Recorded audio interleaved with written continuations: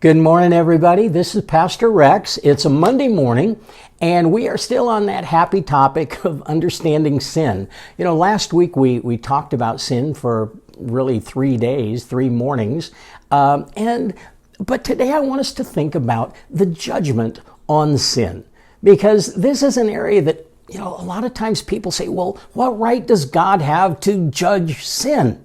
And sometimes we would prefer that God didn't judge sins. But the reality is, the Bible indicates that there is a clear aspect of judgment that is attached to sin. Now, when we try to look at that biblically or theologically, one of the things that we see immediately is that this concept of God being sovereign is important. It's everywhere in the scriptures.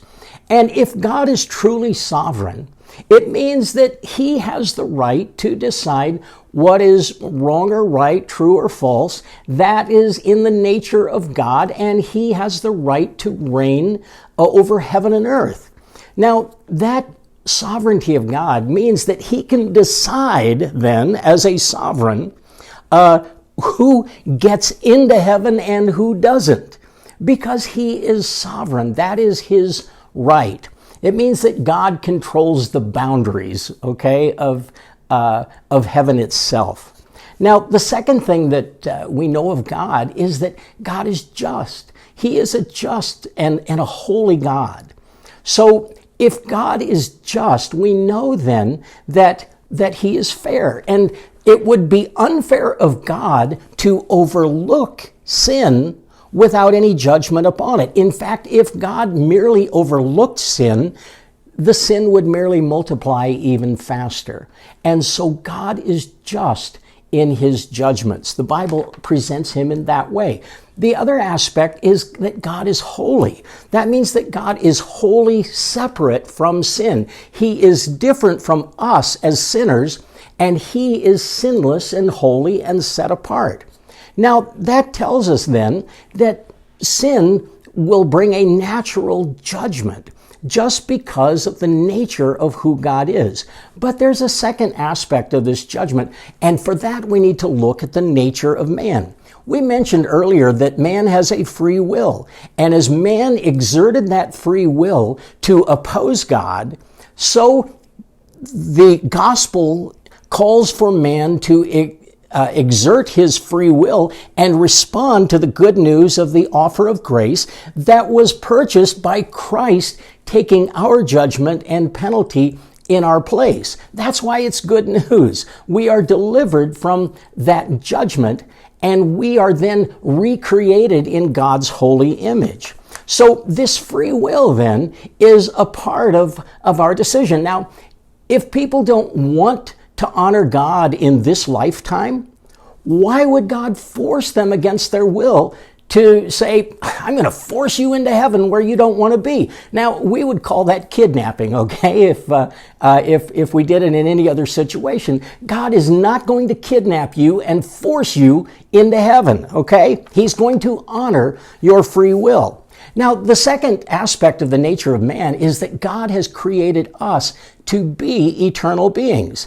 Now, that is a blessing, but as we have entered into rebellion, that blessing of an eternal nature becomes also a danger to us.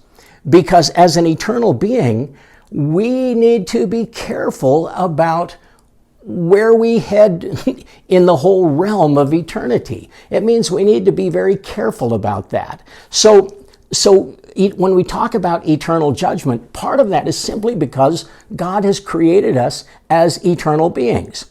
Now, there's a third aspect in understanding judgment, and that is the nature of sin itself. We've talked about this the last few days, and one of the things we mentioned is that sin multiplies.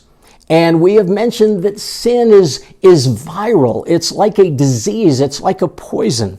And if that is the nature of sin, if God allows sin into heaven, it is going to multiply, and before we know it, heaven will no longer be heaven.